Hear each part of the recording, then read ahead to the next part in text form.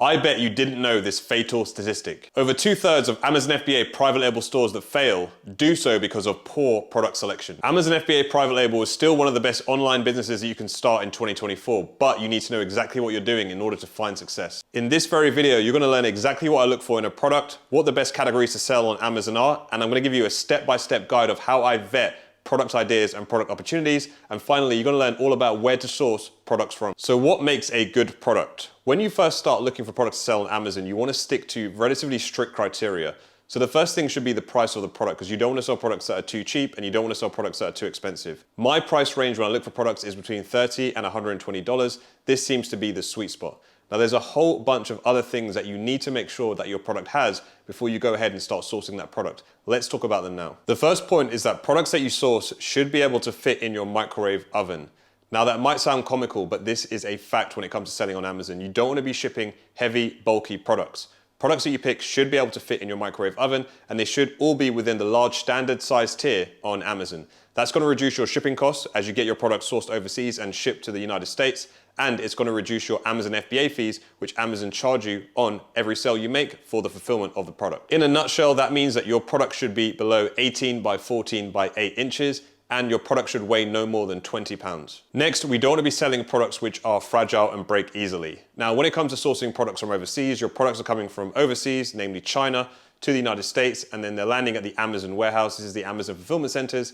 Amazon is then shipping them out to your customers. So there are multiple contact points where your product could break if it is fragile. Broken products are gonna lead to a lot of Amazon returns and negative customer reviews, which is gonna absolutely kill the life cycle of your product. Amazon can also remove products that have an NCX rating that's too high. So if you get a lot of returns and a lot of customer complaints, Amazon will actually pull your listing down. And this is something that we do not want, so avoid fragile products at all costs. Now, when it comes to selling on Amazon, you wanna be avoiding massive brands. You don't wanna be going into spaces, categories, and niches where there's big brands, established brands that are taking away the sales that you're gonna be getting and taking away the majority of the market share. That's because we simply won't be able to compete with these guys. They have huge budgets for advertising, and they're also doing external advertising. So they're not just advertising through Amazon's PPC modules, but they're also bringing in and leveraging advertising off the Amazon site.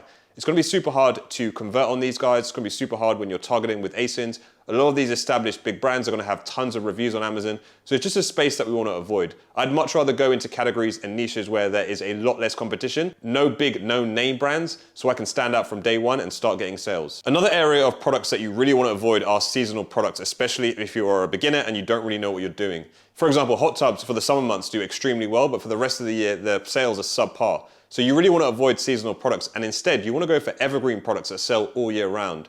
The problem with seasonal products is they'll do very well for small periods of the year, but they won't give you those consistent sales that you can rely on to do things like quit your 9 to 5 and go all in on Amazon FBA. So avoid seasonal products. As I mentioned earlier, you really want to be targeting products that are priced between $30 and $120. This, in my experience, is the sweet spot where customers are buying based on impulse and they're buying based on what they're seeing.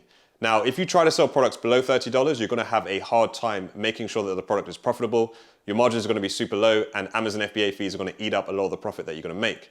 And on the other side, if you try and sell products which are above the $120 mark, that is where I feel brand value comes in. And if it's not a known brand, people are gonna struggle to convert on that sale. So I think above $120 is where huge brand names really come into play, and that's where they excel. Whereas private label sellers like you and I, who are just getting started and maybe only selling through the Amazon channel, really wanna stick to price points between $30 and $120. That is a sweet spot, and that's what I found works really well. When you're looking for products to sell on Amazon, you should be focusing on products that can be grown through adding variations. Variations are one of the easiest ways to increase the depth of a product by adding different variations like style, color, and type. What that does is increases the revenue that that product can actually bring in, because you're adding more opportunities for a customer to convert and more opportunities for customers to purchase. Now, variations are super cool because when you add a variation to an existing product, you're able to share the reviews. So you're not starting from scratch, you're not starting from ground zero, you're actually starting from a position where you can leverage the existing reviews that you have, which means that launching variations is super easy, and it's one of the best ways to grow your Amazon brand. If you could source a product which is bought repeatedly by the same customer, then you'll increase your lifetime value from that individual customer. Products like this are called Replenishables, and I love them. These are products like supplements, soaps, napkins, tissues, etc. If you can find and source a product that isn't already saturated in this space, it's going to increase the long-term value from your customers, and it's going to increase the revenue for your business. Now, consumables and vitamins, supplements, etc., they can have a little bit of red tape behind them because they are consumables and they do come with their own legislations and restrictions from Amazon. But if you can get over that and find a space which isn't saturated, you can have a huge business opportunity. Within this space, there's also the ability to get onto the subscribe and save program, which is basically an incentive from Amazon that offers customers a small discount for repeated buys of the same product. Now, getting onto this program can massively increase the LTV from your customers and supercharge your business. Now, this next point, in my opinion, is one of the most important things you can consider when looking into Amazon FBA private label and looking into selling your first product or your next product. And that is cost per click. Cost per click is what Amazon will charge you every time someone clicks on your sponsored listing for a specific keyword or an ASIN target. And it can make or break your business. When you're doing your product research, you really want to be picking products that have an average cost per click across all of the highly relevant keywords of under $1.50. Extra bonus points if you can find a product that has a cost per click on average of under $1. That's where you're going to be super profitable. Now, if your cost per click is too high, let's say it's over $1.50, let's say you're paying $2 or $3 a click, it can be very hard to make a product profitable. Having a lower cost per click could mean your product's profitable after the first order, versus having a higher cost per click could mean that your product's actually only profitable a year down the line, which is absolutely terrible. The lower your cost per click, all other things being equal, the more profitable your product's going to be. And in my own experience, I've launched products on Amazon that were actually great products, but because the cost per click was too high and I didn't actually check it before I launched the product, I had to then discontinue the product further on down the line just because I couldn't get it profitable because I was paying way too much in ads. So when you're sourcing products, make sure the cost per click is under $1.50. So we've gone through what to look out for when you're doing your product research, but what are some of the best categories to sell in on Amazon? Let's discuss. Category number one is home and kitchen. Now, more and more people are choosing to work from home, so they're investing in their living spaces, buying a bunch of home decor products, buying a bunch of products for the home. Now, most people I know have bought something for their home in the last 30 days on Amazon, and I'm sure the same can be said for you. But what are the best categories to sell within the home and kitchen space? Here they are. So we've got home decor, furniture, kitchen and dining, home improvement, rugs, and vacuuming and floor care. The second best category is beauty and personal care. Now, this is super hot on Amazon as influencers and celebrities pump this niche and customers flock to Amazon to get their latest fix. Now, these are the best-selling categories in this niche. So we've got premium beauty, personal care, hair care, skin care, tools and accessories, makeup, and foot, hand, and nail care. The third biggest category to sell on Amazon is toys and games, and Amazon is the go-to for most parents when they're looking at buying toys and games for their kids.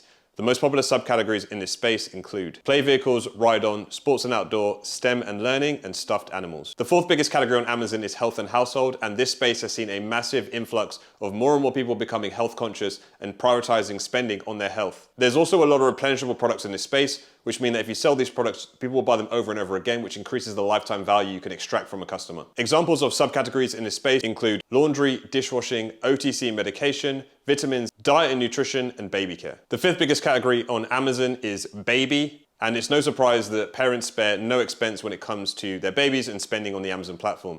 These are the biggest subcategories within the baby space. They are feeding, strollers, diapering, potty training, car seats, and activities and gear. So now you know how to find a good product and you know what good product categories are, but how do you decide to move on to the next stage? How do you properly vet a product and understand what product that you want to pick and how you're going to stand out in that space? Now, before you go ahead and choose any product just because it fits into one of those categories I mentioned earlier, you need to understand what makes a good product and you need to understand how to vet a product. Now, in order to do that, you need a product research tool. This is a tool that's going to enable you to see all of the data that sits behind a product and basically validate whether or not that is a good product to move forward with. Inside FBA University, we created SniperInsights, which is our own product research tool that enables you to see all the keywords that sit behind a product and ascertain whether or not you should move ahead with that particular product. Now, if you want a 7-day free trial, check the link in the description. Go ahead and try it out. Effectively, what we're doing when we're using a product research tool is that we want to make sure we're going into spaces which aren't saturated, they have low reviews, they have high search volume, so people are actually organically searching for them on the Amazon platform. But more importantly, there's room for improvement. So we can come in and make a better offer for customers that's going to take away the market share from all our competitors and enable us to get sales from day one.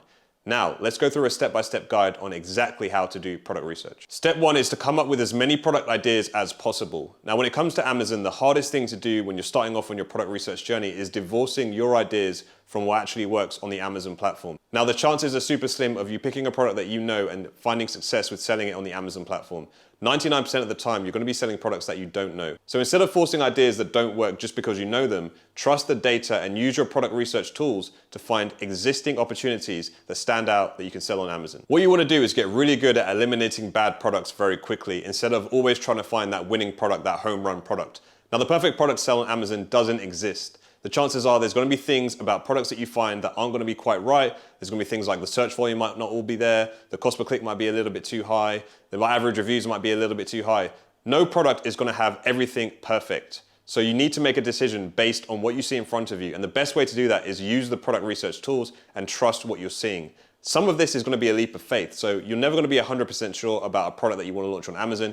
You just need to have a slight edge against your competition, and you need to know how to make things better. That's going to give you an edge so that when you do sell on Amazon, your product can make sales from day one. And that is how we define its success. The two best current methods I use to find products to sell on Amazon are as follows. So firstly, what I do is take a broad search term like children's toys, and then I'll cherry pick from the results. And the second method is to use Amazon's pre-selected department subcategories. I'll go all the way down into a subcategory until I reach the bottom of that rabbit hole, and then I'll start doing my research and using my product research tools. 99% of my product research nowadays is done using Amazon.com. I rarely use any third-party sites. I rarely use product research tools except when I'm validating product ideas I've already found on Amazon. If you want to see a live product research session and look over my shoulder as I go through this, check out the video above where I go through my exclusive product research methods. Once you have a list of products that you want to analyze, it's time to dig a little bit deeper, and that's where we're going to use our product research software tool. What you want to do is select all of the ASINs that you want to look into, and then you're going to do a reverse ASIN lookup. What that's going to do is show you all of the keywords that sit behind a product, and then you can start doing further analysis. For example, this is the keyword data that sits behind the keyword Ziploc bag organizer. Now, once you have the reverse ASIN lookup done, you want to apply the following filters. Number one is you want to see keywords that have a minimum search volume of 300. Number two is that you want to see keywords that have position rank between 1 and 50. And finally, you want to see keywords that have a minimum word count of 2. A lot of keywords have single keywords. We don't want to go into those because those are going to be way too broad, so we can't base our analysis on a broad keyword that is only 1 word count. Once you've got a good amount of keywords, you need to do further analysis, and there's a couple of things that you want to look out for. So number one is that you want to see there's at least 50,000 cumulative search volume monthly for the keywords that you have listed. Number two is that you want to see there's at least 3 sellers doing $10,000 a month in revenue with under 250 reviews, and that at least one of those sellers is non-Chinese. And finally, you want to see that the keywords that you've selected have an average cost per click of under $1.50. This is super important. Once you've found a product that fits all of that criteria, it's time to run the numbers and check the profit margin behind that product. Now, the easiest way to do this is to head over to Alibaba and find a like-for-like product. So let's say, for example, you're looking at a Ziploc bag organizer. I'll find one on Amazon that's selling for, let's say, $49.99. And then I'll go ahead and try and find the exact same product on Alibaba, and I'll use the price on Alibaba and plug that into my profitability calculator shown here on SniperInsights. What you want to do then is plug the unit price in there, along with all the other information that SniperInsights is going to pull off the Amazon site. And then you need to input the shipping costs. Now, it's very, very difficult to get an accurate shipping cost without going to a freight forwarder or asking a supplier. But what I always do if I want a conservative estimate is I select dollars per kilogram and I set that to $1.50 per kilogram. That's going to give me an average estimate and a conservative estimate for a shipping quote. Now you have all the different calculations that you need inside of the profitability calculator. It's going to spit out a profit margin. Now we want to make sure that the profit margin we're able to get from a product is at least 35%.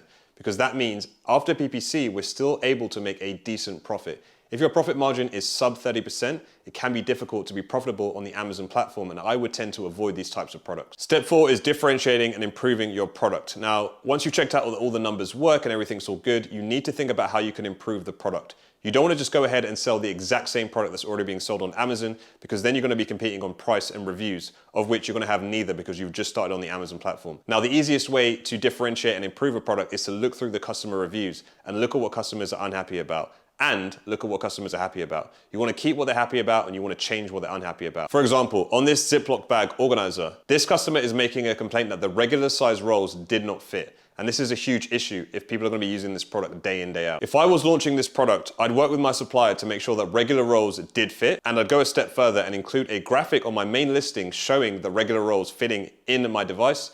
And I'd also show the dimensions as well to show that this is a regular roll. I'd show the length, the width, and the height, and I'd show it against my product. Differentiation doesn't need to be groundbreaking, and you don't need to be a rocket scientist to do it well. You just need to improve on the customer experience and make a better product. Once you have an idea of how to differentiate your product and you've done all the due diligence to make sure that your product is profitable and it's a good opportunity, it's time to think about sourcing your product. Now, for most of my products, I source them overseas, primarily Alibaba in China, but I've been working with a few new manufacturers in the USA for some new product launches that I'm looking to take to Amazon in 2024. So that is how any beginner can start finding and selling products on the Amazon platform. If you want something a bit more in depth, we have a complete 4-hour step-by-step tutorial. You can check it out over here. And as always, make sure to like, comment, and subscribe, and we'll see you on the next video.